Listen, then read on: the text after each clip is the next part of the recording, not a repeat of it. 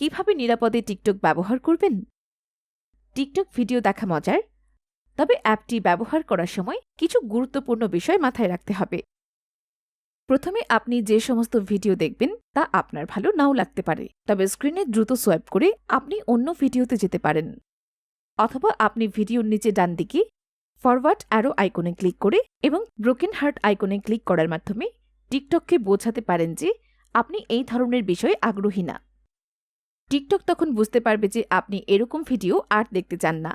যদি ভিডিওটি অনিরাপদ, হিংসাত্মক বা আপত্তিকর মনে হয় তাহলে আপনি ফরওয়ার্ড অ্যারো ক্লিক করতে পারেন এবং তারপর টিকটক যাতে পর্যালোচনা করতে পারে সেই জন্য ভিডিওটি ফ্ল্যাগ করতে রিপোর্টে ক্লিক করতে পারেন। মনে রাখবেন যে আপনি টিকটকে যা দেখেন তা সবসময় সত্যি নয়, তাই আপনার বন্ধু বা পরিবারের সাথে যে কোনো ভিডিও শেয়ার করার আগে চিন্তা করুন। আপনি যা দেখছেন তা সবসময় বিশ্বাস করবেন না। দ্বিতীয়ত, টিকটক ইন্টারনেটের মতো সারা বিশ্বের সবার জন্য উন্মুক্ত, তাই বাস্তব জীবনে এটিকে পাবলিক প্লেসের মতোই দেখা উচিত, যেন এটি একটি বাজার। আপনি অ্যাপে কি কি শেয়ার করছেন সে সম্পর্কে সচেতন থাকুন।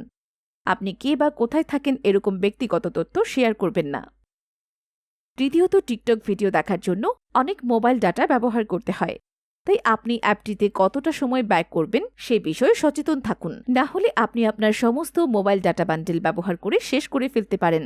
অর্থাৎ আপনি আরও ডাটা নতুন করে না কিনলে আর মোবাইলে ইন্টারনেট ব্যবহার করতে পারবেন না। সবশেষে নিশ্চিত করুন যে আপনি অ্যাপ ব্যবহার করা থেকে নিয়মিত বিরতি নিচ্ছেন। শুধু ইন্টারনেটে নয়, বাস্তব জীবনে বন্ধুবান্ধব এবং পরিবারের সাথে মেলামেশা করার জন্য সময় বের করা গুরুত্বপূর্ণ। অ্যাপে আপনার সমস্ত সময় ব্যয় করবেন না।